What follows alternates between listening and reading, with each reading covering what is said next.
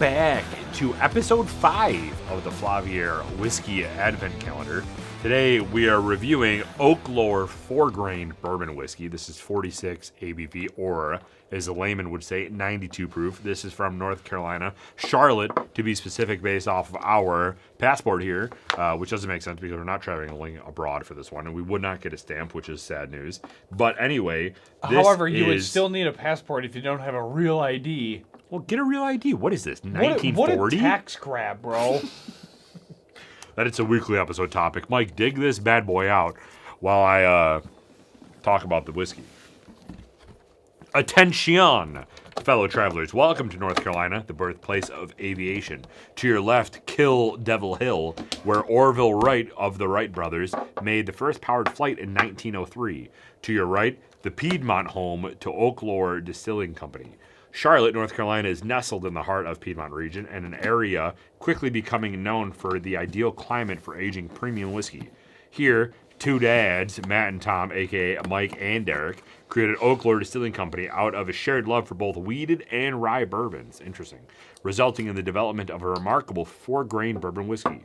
Oaklore 4-grain bourbon is crafted from batches of the North Carolina and Kentucky distilled bourbon, sweet, and then aged in the Piedmont region of North Carolina, so Kentucky whiskey, showcasing the sweet and savory characteristics of today's exceptional whiskey. Welcome to the first in-flight state. Any information on this, it's aged initially for 4 to 6 years in 53-gallon charred American oak barrels and then batched and rebarreled for an extra 12 to 18 months before bottling. It's a bourbon of those who appreciate the extraordinary. I do not see anything around a mash bill. We can put it in the description if we do find it. But the brand name for this is Oaklore. This is the Oaklore 4-grain bourbon whiskey, 46 ABV or proof, 92 or 46 ABV, 92 proof, bourbon from the USA, aged in American white oak casks. Nose, what do you got? Number 5.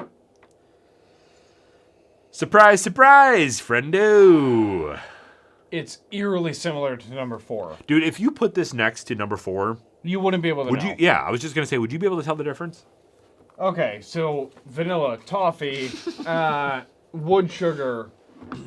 I understand Kentucky is the birthplace of bourbon. Like, I get it. Corn. The Midwest, sick. But, like, are you really excited to try Kentucky whiskey? No, it's so boring.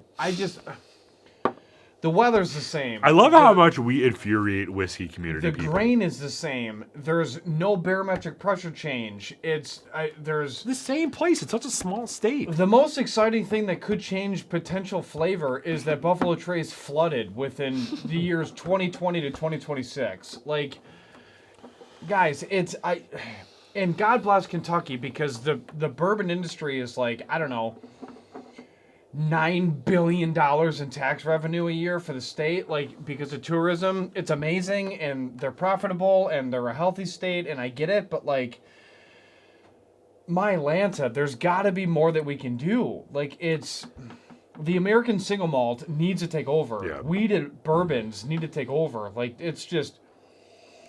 So this is a bourbon, so you know that this is at least 51% corn. Sweet. C+. They said in that intro that they really liked their wheated and their rye bourbon. So yeah, if I was to guess, this is probably going to be a high... Wheat. You think wheat? Yeah. When you smell it, it's high wheat. I smell some like permanent marker. In barley? Malted barley? There's probably a touch of malted barley, but there's definitely some malted barley. If I would have to take a guess, it'd be corn, wheat, malted barley. I would say corn, bill. Rye, malted barley. You would. I want wheat. Damn it. I think that dry erase marker and permanent marker are normally associated with a weaker rye blend. Yes, so there's definitely rye. There's definitely malted barley. So, and it's a bourbon, so it's got. Oh God, it's so sad. Yeah, we'll see. It's corn, rye, this malted barley. honestly screams so far like the typical MGP mash bill. That's 64% corn, 20% rye, and like whatever rest. Yeah, malted barley. 14% malted barley and or something like that. If you dig in this nose, you can get the malted barley. You can get that wet grass. Yeah, I'm not super excited for this. All right. So nose. So C+. I would even go D+. Ooh, that's deep, dude. D+? Like, this is just not, like, name me a bourbon that you're going to smell, like, not worse. Can you Google this mash bill? I will after we're done. I don't want to taint this to taint our review. So, but to me, this product is not doing anything for me. No, and I know that you're supposed to do this for the nose. I'm past that. I'm trying to figure this out, so I'm going deep. Pause. I want to bury my face, and I want to faint from my nose, right? Like, I want the ethanol to just whip me out, and the ethanol I can cut through. But I'm not getting even anything. Like, even I'm still dry race marker was the biggest thing different from the traditional nose that I can get. The last one, at least, was a little toffee. Fair, but I'm not a D yet. I'm still in the C's. Are you? C minus. C minus? Okay, let's go C minus then. Right, cheers. I don't. Okay, initial taste.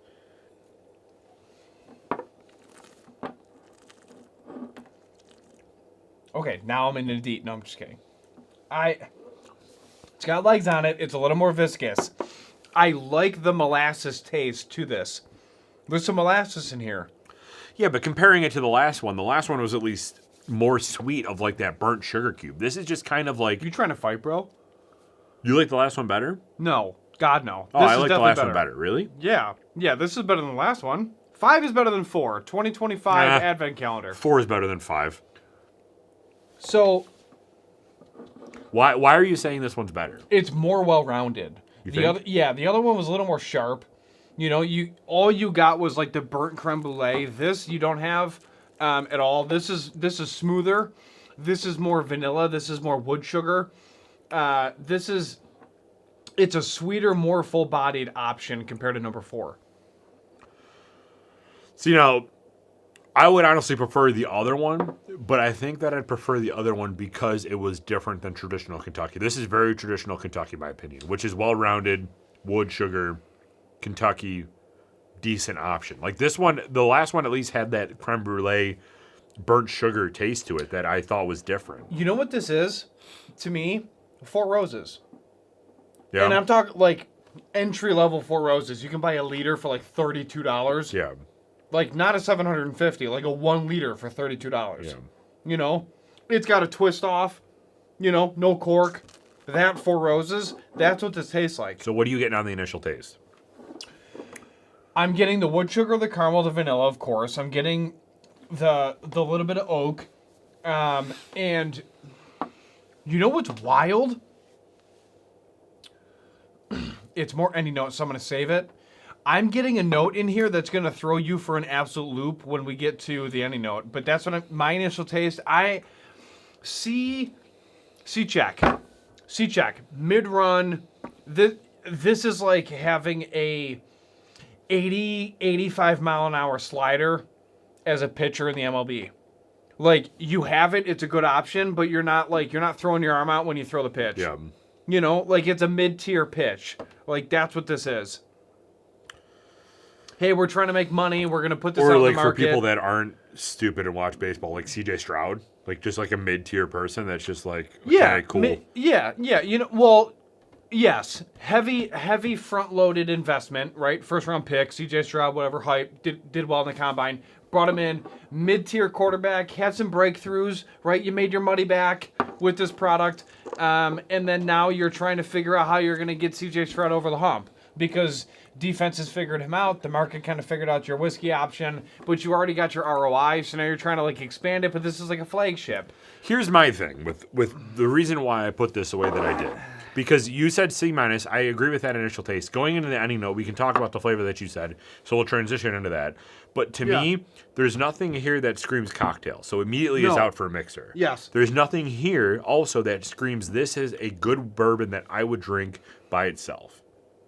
Because there's so many other bourbons out there that I would gravitate towards to do my single pour that there would be no situation where I would grab this over a Hartman's bourbon or even think of like a Devil's River, the Distiller Select. Like there's so many good products in this range.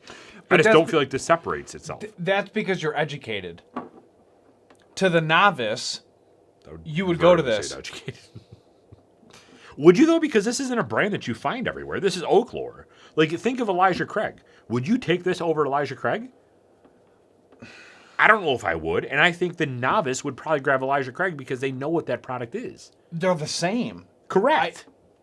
That's what I'm saying. Like, this doesn't do anything for me. Elijah Craig, Four Roses, and this are all the same. Yeah. It's the same tier. Buffalo Trace, same. Now, if you did, if Old this, Forester, same. if this distillery did a single barrel cask strength of this, probably to die for, or just a cask strength of this, probably to die for. You know, but they filtered it down with water. Don't blame you. Entry level bourbon, you know, whatever. Now the any note that I get out of this is chocolate. Very slightly, yeah. Slightly, but it's there. You got to dig, but it's there. You're not getting that in Elijah Craig. You're not getting that in Four Roses. You're getting that here. That's what separates them from those two other options. So, do I hate it? No. This is hilarious. Now, where would I spend? First of all, how much would I buy this for? You want to talk about the mash bill really quick, though? Hold on. If I'm at the shelf and I'm looking at the sticker and I know what this tastes like and I have to decide if I'm going to spend the money and buy it, if this is over $55, I'm going to burn the liquor store down and tell them they're literally upcharging for no reason. Like, don't use this as a way to make money to keep your bottom line green. Like, figure it out elsewhere. You know, like this is at most $50. This is a really good option, 50 under. Because that is going to be your novice niche bourbon consumer anyways. Everybody's trying to find a really good bourbon under 50. We've done videos for it. Yeah. Best options under 50. Bourbon Pursuit, hashtag not a sponsor, right? They've done videos for it. Every single whiskey channel has done best options under 50. Put this in there. It'll move. I would not spend more than $50 for a bottle. I have no idea how much this costs yet. This should not be more than $49.99 on the shelf. $69.99. Oh my God. Guys, there's no, or gal, there's no reason. There's no reason. There's nothing that changes you from Elijah Craig or Four Roses entry level options. So, getting into the mash bill, this is where I say that we're dumb. Because it literally says on there that it's 4 grain. So it includes both wheat and rye. Not the passport. Yeah, it does. It says 4 grain. You didn't say that. Yes, I did. I said Oaklore 4 grain bourbon whiskey. So it includes both wheat and rye. You and I were fighting over which one was there. I don't know if you said it, though. That's why. I 100... Roll the tape back. Oaklore 4 grain bourbon. This is the Oaklore 4 grain bourbon whiskey. Anyway, 72 corn. Exactly what we called out. We said 65. Close enough. 11 wheat, 10 rye, and 7 malted barley. It's wild that we picked up the malted barley the way that we did. Well, malted barley's in everything. It has to be. Yeah, but the fact that we hammered it the way that we did because we smelled it like that, I don't know if it's a testament to us or if it's because whatever farm that this distillery uses has got a really good grain growing. I don't know. So would you have this in your collection? No. All right, we didn't do a final rating. No, we didn't. Okay. Give me that countdown. 3, 2, 1. 69. Yeah, 69.5. That tracks. It's not separating itself enough from the competition specifically within that price point, my Lanta, but even... You can pick up a bottle of Weller Antique 107, and it would be better than this, and it would be around the same price in Kentucky. Dude, Ohio, it's $40. Yeah. I don't know. Not a fan. Woof. Sad. Right. Sad days. That's it. Yeah! Well, if you have had this before, let us know in the comments down below what you think of it, because clearly we're not a fan. This is our lowest one to date, based off of the final rating score. So if you did like this, let us know. If not, let us know what you would like us to do in the future. We have all the next, 16 of them lined up already, so should be super fun. We're just going to be here all night just chugging them. But we always do recommend to drink responsibly, a person, and Michael. Don't litter. We're out.